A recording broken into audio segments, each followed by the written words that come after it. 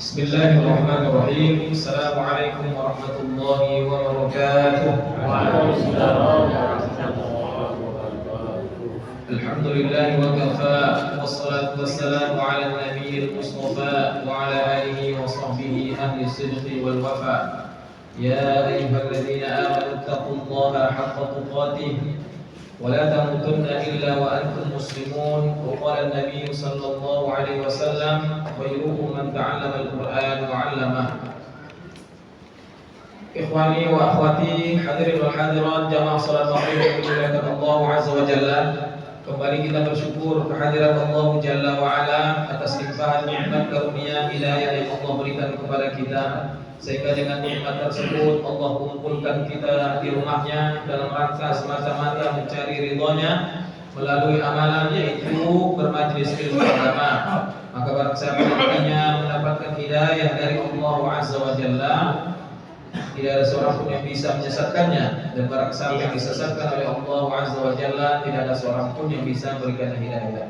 Salawat dan salam atas junjungan baginda Rasulullah sallallahu alaihi wasallam beserta keluarganya, para sahabatnya radhiyallahu anhum wa radha'an, dengan memperbanyak salawat dan salam serta mengamalkan tuntunan Rasulullah sallallahu alaihi wasallam. Insyaallah kita akan meraih kemuliaan di dunia dan di akhirat, mendapatkan syafaat biiznillah taala, amin ya rabbal alamin. Baik ikhwani wa akhwati, arsyadani Allah wa iyyakum. Kita lanjutkan kajian kita masih di pasal yang keempat, yaitu adab persahabatan dan pergaulan, di mana pertemuan yang lalu kita sudah membahas tentang masalah uzlah, ya. Uzlah.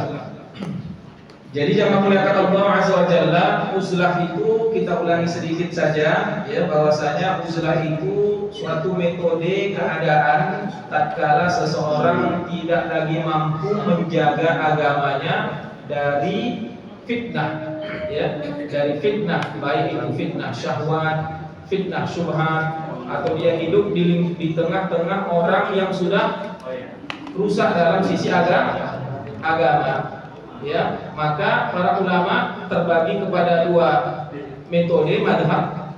Yang pertama ada yang mengambil thariqah uzlah, ya, mazhab uzlah, dan banyak para salafus soleh, orang-orang soleh terdahulu juga mengamalkannya, ya. Dan juga sebagian ulama yang lain tetap mengambil, ya, mazhab khulqah. Khulqah itu akan tetap berbaur, ya, tapi jangan lebur, ya.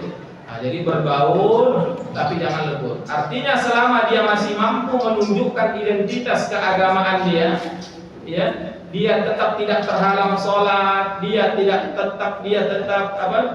terhalang untuk berdakwah, ya, maka berbaurnya itu lebih baik daripada uzlah. Sebagaimana disebutkan oleh Imam Al-Khattabi. Akan tetapi sebaliknya, apabila justru dia mampu mengukur kemampuan dia ini, kalau aku berbaur malah aku pula yang terikut, ya, maka lebih baik dia uzlah. Apa itu uzlah? Ibtiadul anil akhirin, ya, menjauh dari keramaian, ya, menjauh dari keramaian, ya. Yang makna yang lain yaitu inqita'u minal alam, atau memisahkan dirinya dari dunia, ya, ya, memisahkan dirinya dari dunia. Artinya dia tidak mau ikut campur urusan orang banyak. Yang penting dia urus urusan dirinya sendiri, ya, keluarganya sendiri. Dia tidak bercampur dengan urusan orang lain.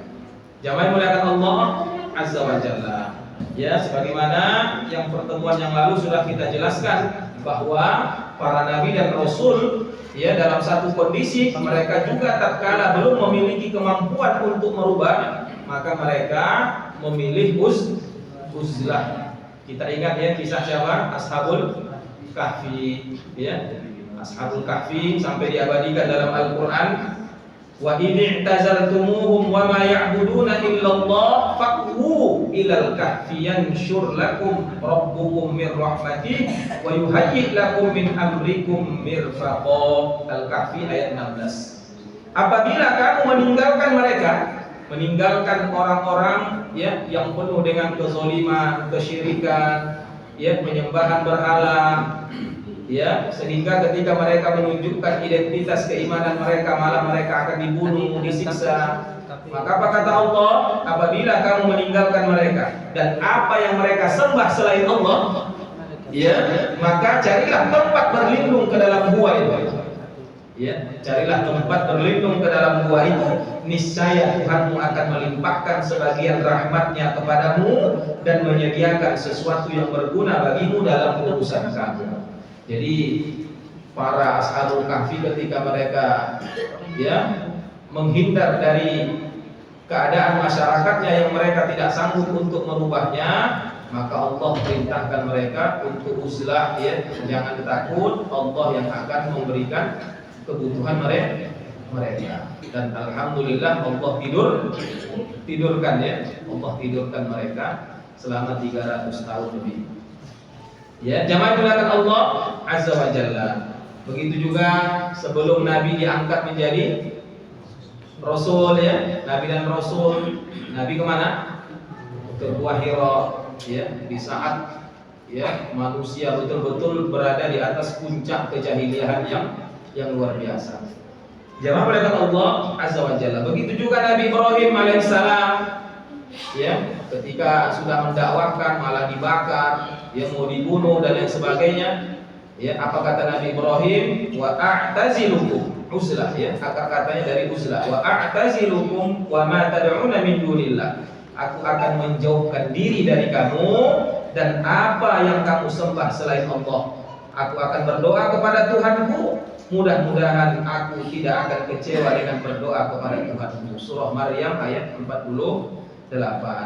Jamaah dimuliakan Allah Azza wa Jalla. Begitu juga disebutkan dalam hadis Rasulullah sallallahu alaihi wasallam bersabda, minggu yang lalu juga sudah kita singgung, khairun nas fil fitan, sebaik-baik manusia ketika berhadapan dengan fitnah. Ya, ini fitnah yang sudah merata ya di mana-mana. Ya, di barat buah si malakama dikerjakan meninggal apa? Nah, itulah ya, tak dikerjakan meninggal pula kan. Nah, jadi buah si malakama deh. Mau ke sana kena fitnah, terfitnah, paling tidak fitnah riba, fitnah segala macam lah. Mau ke sini nanti fitnah begini, macam-macam, sehingga dia tidak mampu lagi untuk mengatasinya. Maka apa kata Nabi? Khairun nas fil fitan, sebaik-baik manusia ketika berhadapan dengan fitnah adalah orang yang memegang tali kekang kudanya menghadapi musuh-musuh Allah. Dia menakut-nakuti mereka dan mereka pun menakut-nakutinya. Atau ya ketika dia dalam kondisi tersebut tidak mampu, kata Nabi sallallahu alaihi wasallam, atau seseorang yang mengasingkan dirinya ke lereng-lereng gunung demi menunaikan apa yang menjadi hak Allah, demi untuk dia bisa beribadah, ya, menyembah Allah, mentauhidkan Allah. Hadis ini diriwayatkan oleh Imam Al-Hakim dan hadisnya sahih. Rasulullah sallallahu alaihi wasallam juga bersabda ketika Nabi ditanya, ayyun nas afdal? Ya Rasulullah, manusia siapakah yang paling utama? Siapakah manusia yang paling utama? Kata Nabi sallallahu alaihi wasallam, mu'minun yujahidu bi nafsihi wa malihi fi sabilillah. Yang utama, yang paling utama itu orang yang berjihad dengan jiwanya dan hartanya di jalan Allah. Kemudian laki-laki tadi bertanya, lalu siapa? Kata Nabi, orang yang mengasingkan diri di lembah-lembah demi untuk menyembah Rabb-nya dan menjauhkan diri dari kebobrokan masyarakatnya. Hadis riwayat Bukhari dan Muslim. Jadi jangan melihat Allah Azza wa Jalla dalam kondisi ketika seseorang tidak mampu lagi menjaga agamanya, maka uzlah merupakan salah satu metode yang diajarkan oleh Rasulullah sallallahu alaihi wasallam dan juga dijelaskan oleh para ulama, termasuk dijelaskan dalam kitab Mukhtasar Minhajul Qasidin. Dan banyak dalil-dalil yang lain yang tidak kita singgung lagi. Malam ini kita akan tuntaskan insyaallah manfaat uzlah dan keburukannya serta mengungkap mana yang lebih benar. Perbedaan pendapat dalam masalah ini tidak jauh berbeda dengan perbedaan pendapat mereka tentang fadilah nikah dan hidup membujang. Mana yang lebih baik, menikah atau hidup membujang? Ini kan terjadi juga ikhtilaf di antara para ulama.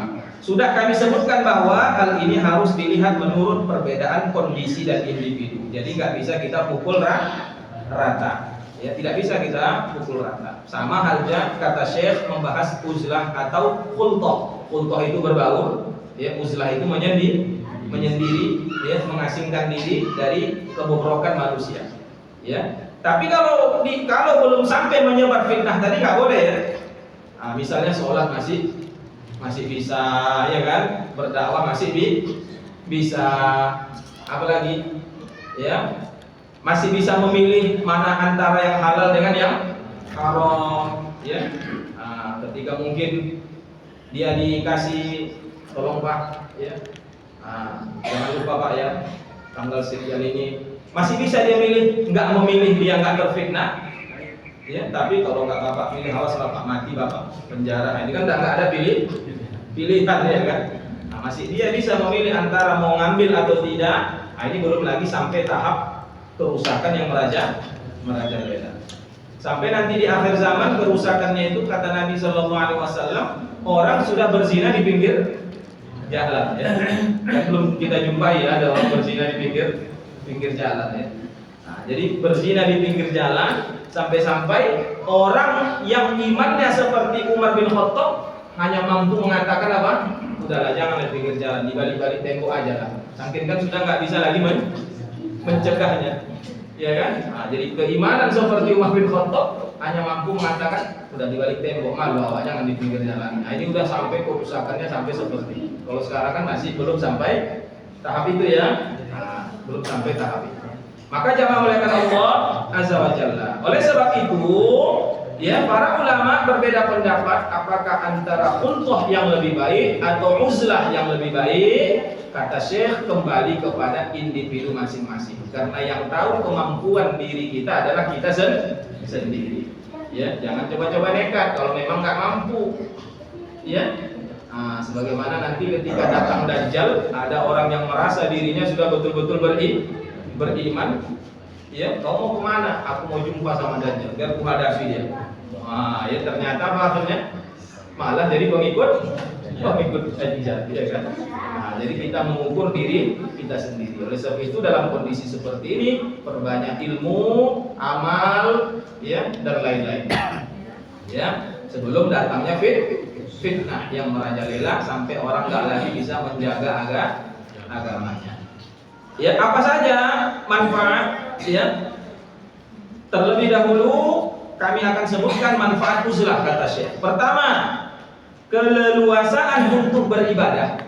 Keleluasaan untuk beribadah dan bermunajat kepada Allah. Ini manfaat pertama.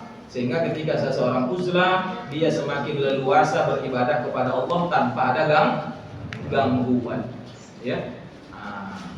Bayangkan kalau ada nanti suatu saat orang ke masjid dilempari atau ditangkap akhirnya dibunuh. Nah, ini kan sudah kondisi yang luar biasa itu. Ya, kan belum sampai tahap itu ya. Makanya kata Nabi, badiru bil a'mal, segeralah kalian memperbanyak amal sebelum datangnya fitnah. Ya, kaqita'il lailil muzlim, seperti potongan-potongan malam yang gelap. Pagi beriman, sore kafir.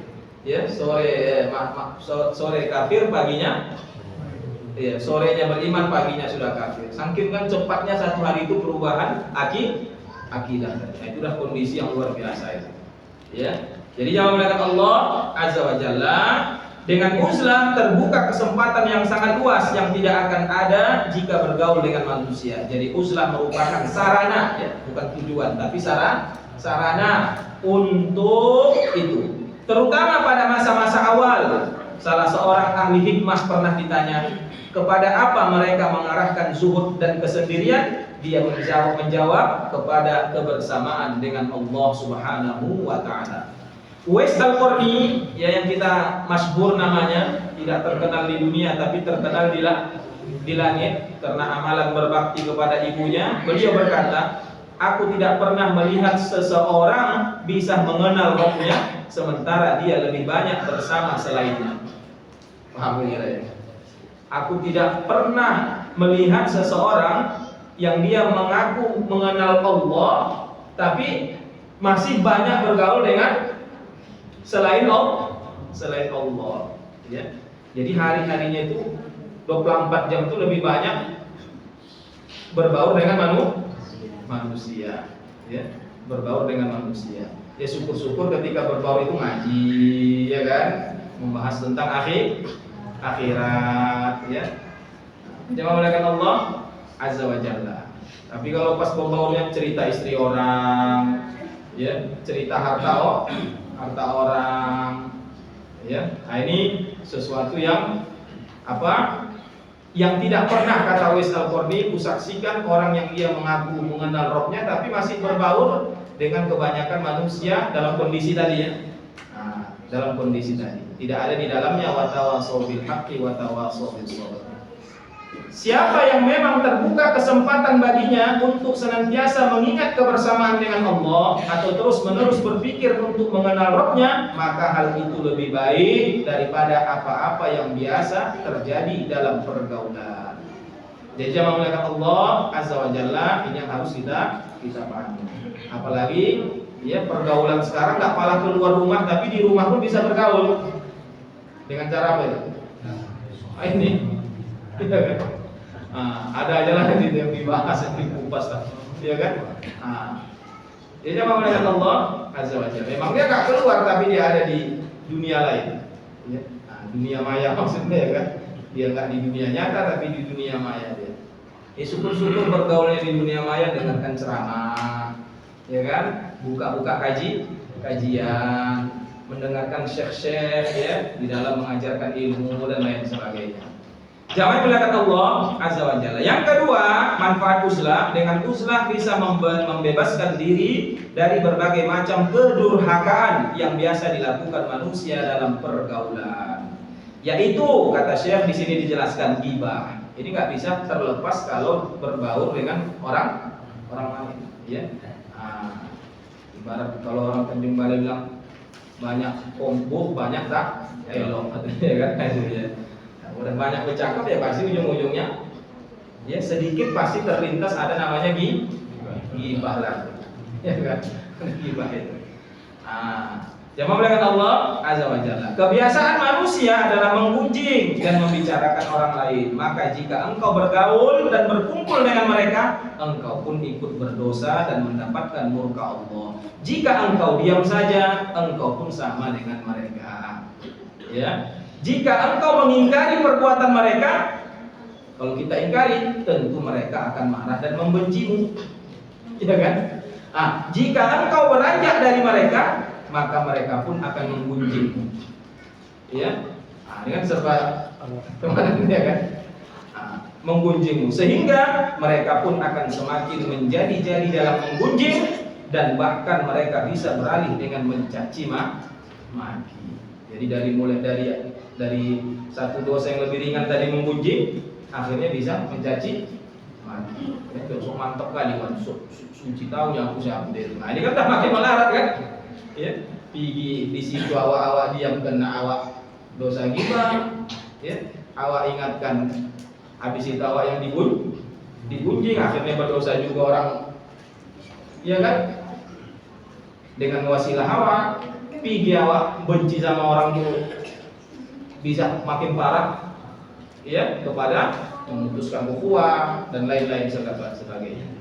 Maka jamaah melihat Allah Azza wa Jalla, ya inilah yang penting yang harus kita perhatikan, jangan sampai kita terjebak poin pertama ini. Yang kedua, ya, dengan uzlah bisa membebaskan diri berbagai macam kedurhakaan yang biasa dilakukan manusia dalam pergaulan. Yang pertama tadi menggibah, yang kedua amar ma'ruf nahi mungkar.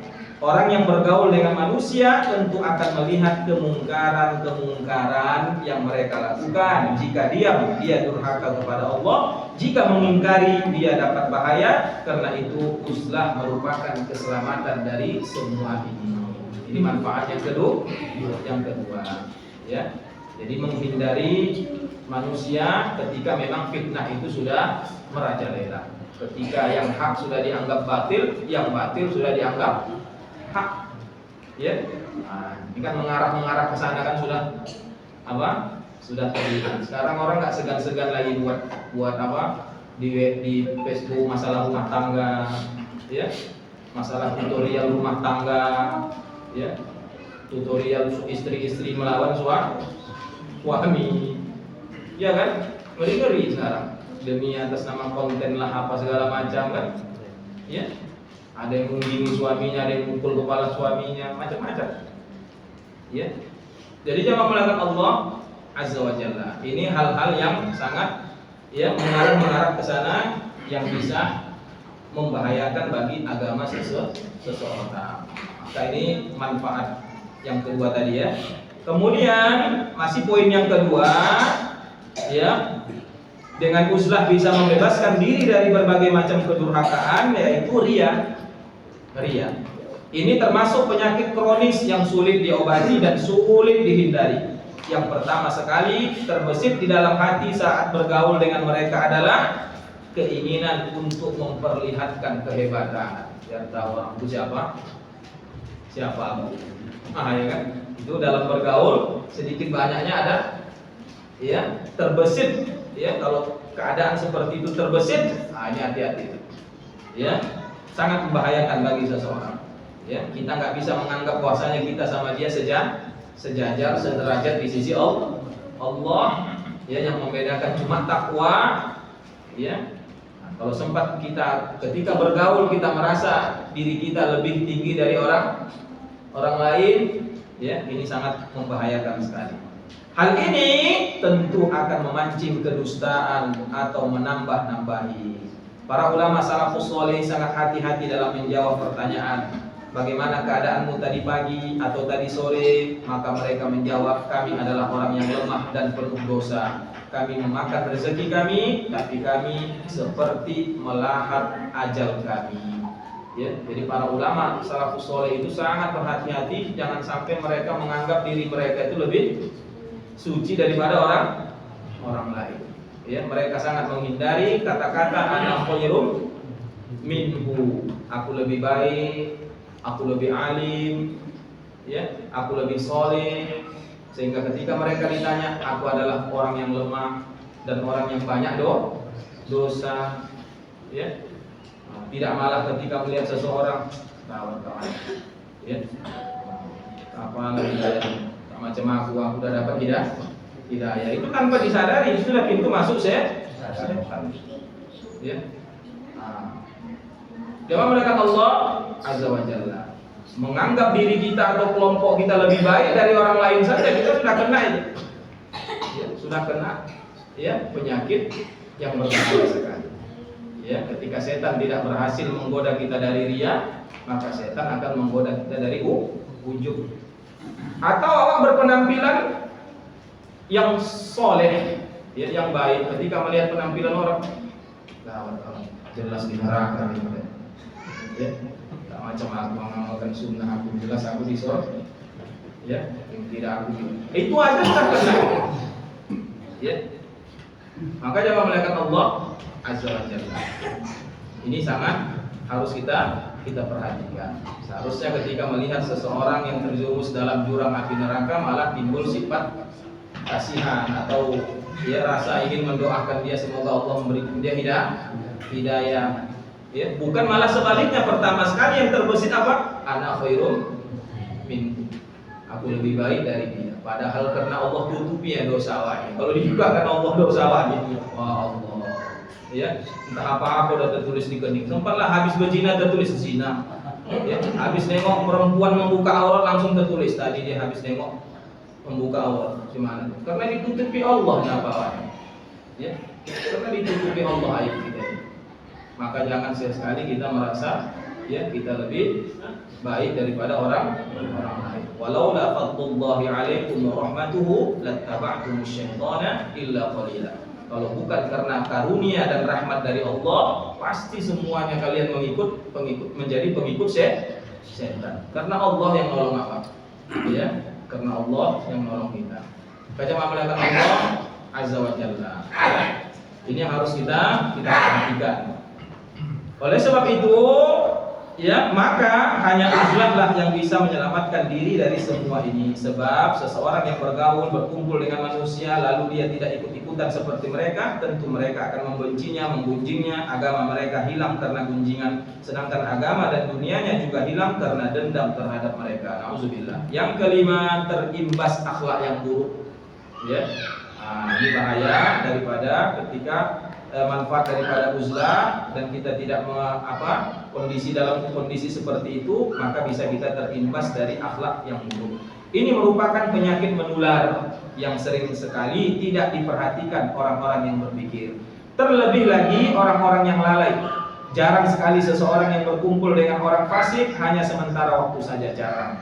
Sekalipun memang dalam batin dia mengingkari kefasikannya. Dalam batinnya dia mengingkari kefasikannya, hanya saja dia membandingkan keadaan dirinya sebelum berkumpul dengan orang fasik itu, tentu dia akan mendapatkan penghalang untuk lari dari kerusakan. Sebab kerusakan itu lama-kelamaan akan dianggap sesuatu yang remeh selagi selalu dekat dengan kerusakan. Dan lama-kelamaan kedudukan dan keagungan dirinya akan menurun. Jika seseorang sering melihat dosa besar yang dilakukan orang lain, tentu dia akan meremehkan dosa kecil yang dia lakukan sendiri. Keadaan ini tidak berbeda dengan orang yang melihat kejuhudan dan ibadah yang dilakukan para ulama salaf, yang tentunya dia akan menganggap dirinya kecil dan hina serta melihat ibadahnya terlalu sedikit. Karena itu dia akan berusaha berbuat seperti mereka dengan detail itu. Terlihat rahasia perkataan, dengan mengingat orang-orang soleh tentu akan turun rahmat. Jadi jangan mengingat Allah Azza wa Jalla, sehingga ketika berbaur dengan orang-orang fasik yang kita terbiasa melihat mereka melakukan dosa-dosa besar, pada akhirnya apa? Ketika kita melakukan dosa kecil, kita akan sepeda. Orang lain lebih parah dosanya daripada aku, ya kan? Akhirnya kita pun akan menyepelekan dosa-dosa kecil, ya. Walaupun mungkin di hati kita mengingkari kefasikannya. Bayangkan kita berbaur dengan orang-orang yang penipu semuanya, ya. Yang kalau awak nggak ikut nipu, awak pula yang kena ininya, ya. Awak dalam satu pekerjaan yang lain penipu, awak sendiri yang menjaga diri itu jujur, ya. Berapa lama tahan itu, ya. Jadi yang menggunakan Allah Azza wa Jalla, ini yang harus kita perhatikan. Bergaul dengan orang-orang yang tidak sholat, ya, lama-lama mungkin antarinya awak sholat tepat waktu, lama-lama tak apa-apalah, ya, menghargai menghargai kawan tadi, yang penting kan aku sholat. Ya kan, yang penting aku sholat. Berat rasa awak ambil permisi aku sholat dulu, ya. Kenapa? Menghargai. Apalagi udah di bandarinya juga awak kan, awak kan suka awak itu, ya. Di bandarinya suka awak jadinya. Tuhatul kiram, azanillah wa iyyakum. Inilah diantara hal yang membuktikan merosotnya kedudukan sesuatu karena kejadiannya yang berulang kali dan sering melihatnya. Banyak orang yang melihat seorang muslim yang makan pada bulan Ramadan, tentu mereka akan mengingkarinya. Dan bahkan ada kalanya mereka menganggap orang itu, ya, mengingkari kewajiban Islam sehingga dia bisa keluar dari Islam. Tetapi kala mereka melihat seseorang menunda-nunda sholatnya dan bahkan sampai meninggalkannya, mereka tidak mengingkarinya seperti pengingkaran mereka terhadap pembatalan puasa Ramadan. Padahal sekali saja meninggalkan sholat bisa membuat seseorang terjerumus dalam kekufuran. Sebabnya hanya satu, karena sholat adalah pekerjaan yang sering dilakukan dan berkelanjutan. Sementara banyak orang yang meremehkan sholat. Atau jika ada seorang ahli fikih mengenakan pakaian dari sutra dan cincin dari emas, maka orang-orang akan mengingkarinya dengan gencar. Tapi tatkala mereka melihat dia menggunjing, mereka tidak menganggapnya perkara yang besar. Padahal menggunjing itu lebih fatal akibatnya daripada mengenakan pakaian sutra. Tapi karena mereka selalu sering mendengarkan gunjingan dan melihat orang-orang yang menggunjing, maka kedudukan gunjingan itu pun menjadi merosot. Karena itu pikirkanlah masalah ini dan hati-hati tatkala berkumpul dengan manusia, kata Syekh. Sebab hampir tidak ada yang bisa engkau lihat dari mereka kecuali menambah hasratmu terhadap dunia, melalaikanmu dari akhirat, membuatmu meremehkan kedurhakaan dan melemahkan hasratmu untuk taat. Tapi jika engkau meninggalkan majlis itu, karena itu merupakan harta rampasan bagi orang mukmin. Jamaah muliakan Allah, azza wa jalla. Sekarang kita masuk yang ketiga, ya. Terbebas dari cobaan dan permusuhan serta menjaga agama dari imbasnya. Ya, jadi manfaat daripada uzlah, terbebas dari cobaan dan permusuhan serta menjaga agama. Ya, untuk menjaga agama dari imbasnya. Selagi di suatu tempat banyak terdapat cobaan dan permusuhan, maka orang yang melakukan uzlah tentu bisa selamat dari semua itu. Ibnu Umar radhiyallahu anhu meriwayatkan bahwa Nabi Shallallahu Alaihi Wasallam pernah mengingatkan tentang berbagai cobaan dan mensifatinya. Lalu beliau bersabda, jika engkau melihat penetapan janji manusia menjadi kacau, dan mereka kacau balau dan mereka tidak bisa dipercaya lagi, maka Rasulullah Shallallahu Alaihi Wasallam menganyam jari-jari tangan beliau. Aku bertanya, apa yang engkau perintahkan kepadaku ya Rasul? Apa kata Nabi? Tinggallah di rumahmu, tahanlah lidahmu, ambillah yang engkau kenal dan tinggalkanlah yang engkau ingkari.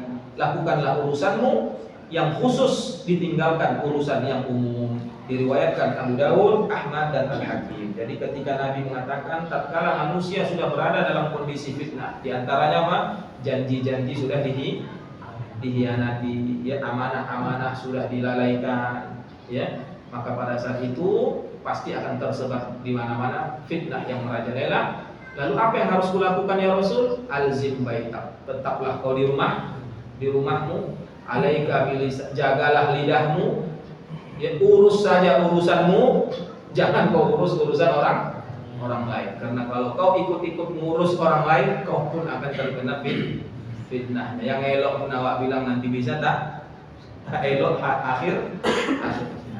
Ya, itu dalam kondisi betul-betul kita melihat janji-janji sudah dikhianati, ya, amanah-amanah sudah diabaikan, maka kondisi itu akan cepat menyebar fitnah. Ya. Khawatir kiram, azanillah wa iyyakum, hadis riwayat Abu Dawud. Yang keempat, terbebas dari kejahatan manusia. Terbebas dari kejahatan manusia. Kadang mereka menyakiti dan mengganggumu dengan menggunjing, kadang dengan mengadu domba, kadang dengan buruk sangka, kadang dengan tuduhan, kadang dengan kebohongan. Siapa yang bergaul dengan manusia tentu tidak akan terlepas dari orang yang mendengki, memusuhi, atau yang berpikiran negatif. Maka dengan uzlah bisa terbebas dari semua itu. Di antara orang-orang biasa melakukan uzlah berkata, musuhmu bisa-bisa rekanmu sendiri. Karena itu jangan perbanyak rekan. Penyakit itu lebih banyak dari apa yang terlihat mata, karena ia bisa saja berasal dari makanan dan minuman.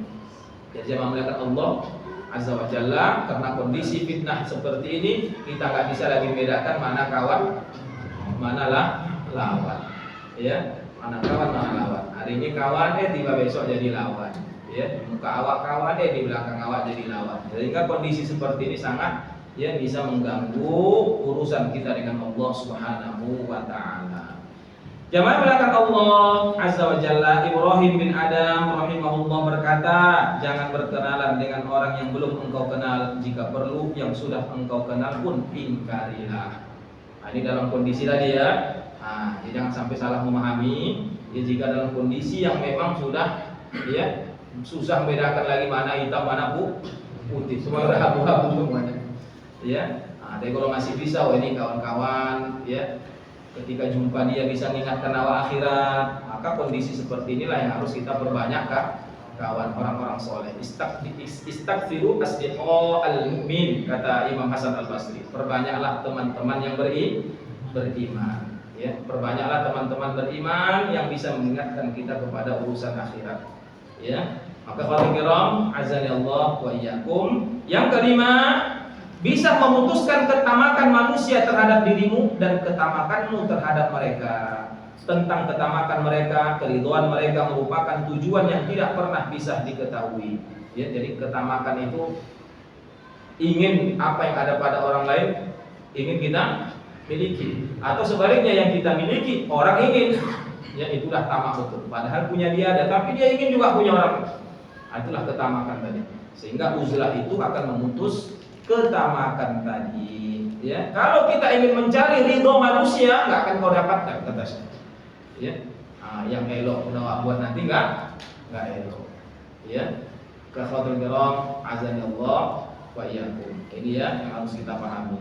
Maka orang yang memutuskan hubungan dengan mereka bisa memutuskan ketamakan mereka pada saat menghadiri walimah jamuan. Ya, dikatakan dalam sebuah pepatah, siapa yang membatasi diri dengan manusia bisa membuat mereka semua ridho. Betul.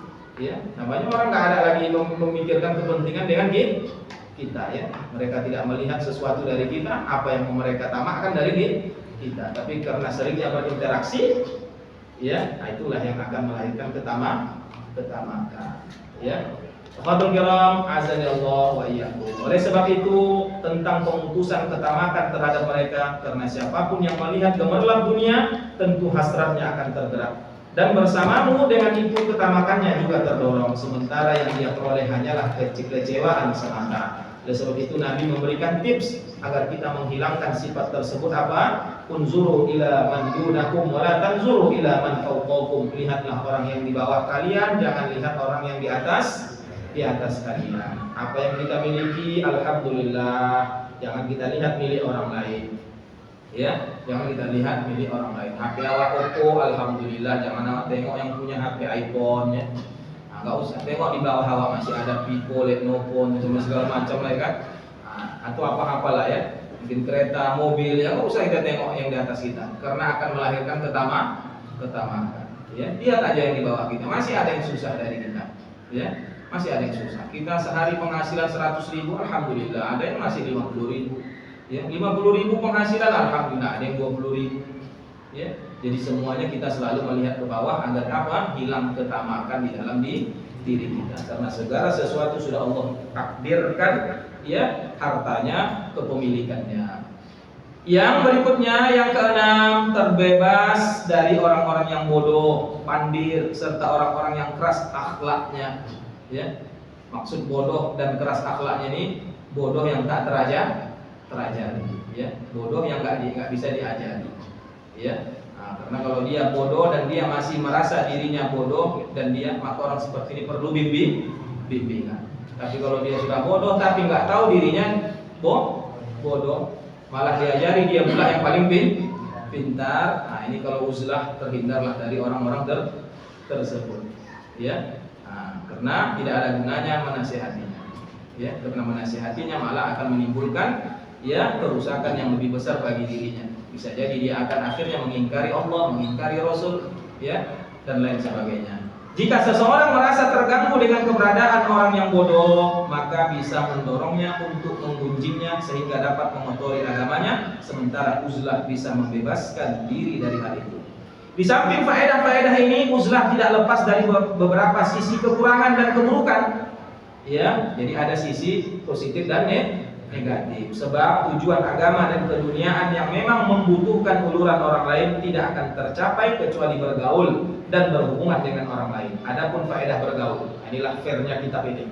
Satu sisi beliau menjelaskan manfaat uzlah, satu sisi beliau menjelaskan manfaat khulqah, ya, berbaur dengan orang lain. Pertama, belajar dan mengajar.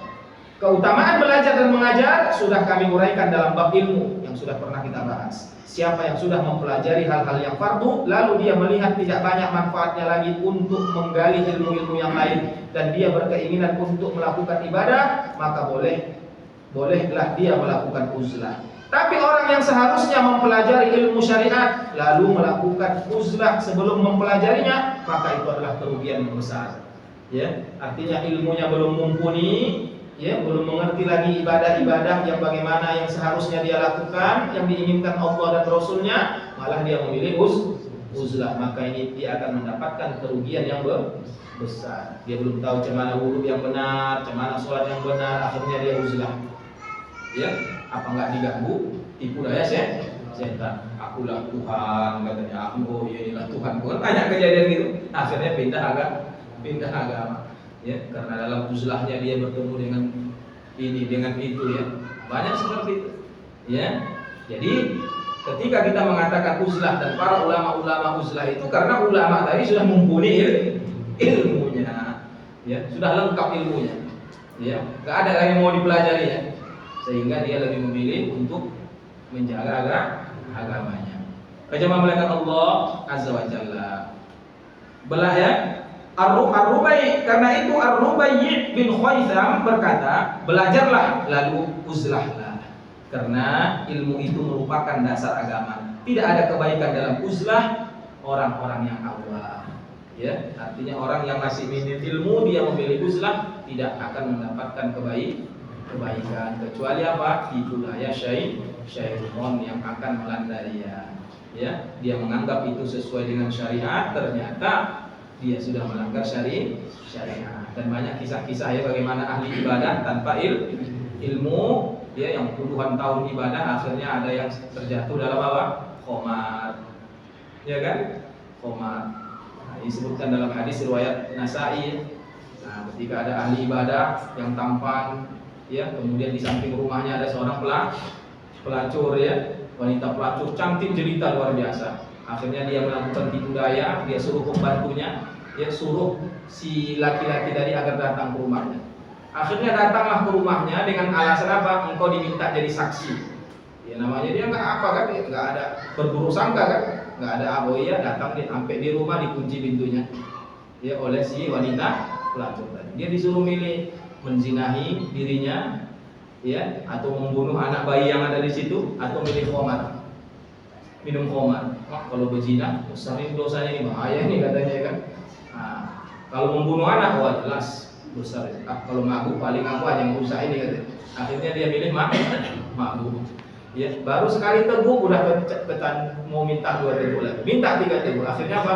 Dia menzinahi wanita tadi dan dia membunuh anak bayi tadi. Ya, dari situlah muncul bahwasanya al-khamru ummul khaba'ith. Bahwasanya khamar itu adalah induk dari segala dosa. Kita menganggap apa-apa ini sekali aja, sekali lama 2 kali lama dosa yang lebih besar akan dilakukan. Ya, kisah Syekh Barsiso 70 tahun ahli ibadah. Ya, ini sebagaimana dijelaskan di Imam Ibnu Katsir. Ya, ibadah saja sampai luar biasa ibadah dia. Tapi pada akhirnya tatkala ada 3 orang mujahid yang ingin berjihad, dia titipkan adik perempuannya, malah apa yang dilakukan? Dia zina. Ya, dia zina. Auzubillahi min dzalik. Maka jamaah muliakan Allah Azza wa Jalla, oleh sebab itu Rubai' bin Khaisam mengatakan, belajarlah lalu beruzlahlah. Ya, lalu beruzlahlah. Karena ilmu merupakan dasar agama, tidak ada kebaikan dalam uzlah bagi orang-orang yang awam, karena nanti akan bisa menimbulkan fitnah di tengah masyarakat. Seorang ulama ditanya, apa komentar Anda tentang uzlahnya orang yang bodoh? Maka dia menjawab, itu sama dengan kebinasaan dan bencana. Lalu bagaimana dengan uzlahnya orang yang berilmu? Dia menjawab, engkau tidak perlu memperdulikannya. Biarkan saja uzlahnya itu, dia sendiri yang menanggung penderitaan dan kenistaannya. Ya, dia menolak air minum yang segar lalu hanya memakan dahan-dahan kering hingga bersua dengan Allah Subhanahu wa taala. Sedangkan mengajarkan ilmu kepada orang lain adalah pahala yang besar selagi niatnya benar, tapi jika niatnya untuk mendapatkan kedudukan yang terpandang dan agar muridnya dikatakan banyak, maka hal ini justru akan merusak agamanya. Masalah ini sudah kami uraikan dalam bab ilmu ya, tentang bagaimana niat kita belajar dan mengajar. Pada zaman sekarang banyak guru yang mempunyai tujuan yang kurang bagus. Jika memang begitu niatnya, ada baiknya jika dia melakukan uzlah. Ya, kalau dia merasa tidak bisa mengendalikan dirinya, ya, malah dia mengajar dengan tujuan biar dianggap alim, atau dia mengajar agar biar mendapatkan amplop, atau dia mengajar agar dia ingin dibilang macam-macam ya. Sehingga kalau dibawa ke tempat-tempat yang jalannya parah kali lah, udah amplopnya kecil, parah pula jalannya, udah tak lalu ini. Nah, kalau begitulah modelnya, lebih baik dia uzlah saja dia. Ya, uzlah saja. Sehingga ketika dia mengajar, dia tandai masjidnya. Kalau masjid ini agak lumayan, ini masjid ini kecil lah, ini aja lah, ini agak lumayan. Nah, kalau begitu model-modelnya, maka lebih baik dia uzlah saja dia. Ya, kenapa? Karena dia tidak siap menderita di dalam dakwah. Ya, karena dakwah itu nggak ada yang nggak menderita. Ya, semuanya akan menjalani jalan yang penuh derita. Akhatul kiram, azani Allah wa iyyakum. Ya. Tetapi jika ada seseorang yang datang kepadanya untuk mencari ilmu karena Allah dan karena hendak mendekatkan diri kepadanya dengan cara belajar darinya, maka dia tidak boleh menolak dan menghindarinya, tidak boleh menyembunyikan ilmunya, dan tidak boleh terperdaya ucapan seseorang, kami mempelajari ilmu bukan karena Allah, karena itu kami tidak mau mengajarkannya karena Allah. Nauzubillah min dzalik. Niatnya tadi mau dihabisi apa yang belum habis juga ya. Masih ada 2 lembar lagi, insyaallah nanti kita lanjutkan di pertemuan yang akan datang. Mudah-mudahan Allah Subhanahu wa taala memahamkan kita tentang agamanya, ya, dan menghindarkan kita dari fitnah syahwat, fitnah syubhat, dan semoga kita tidak menjumpai zaman yang penuh dengan fitnah sehingga sholat pun nggak bisa, dakwah pun nggak bisa, macam-macam ibadah pun nggak bisa kita lakukan lagi. Auzubillah min dzalik. Demikian, kepada Allah saya mohon ampun, kepada Bapak Ibu mohon kiranya maafkan. Subhanallah bihamdika, asyhadu an la ilaha illa anta, astaghfiruka wa atubu ilaik. Assalamualaikum warahmatullahi wabarakatuh. Waalaikumsalam warahmatullahi wabarakatuh.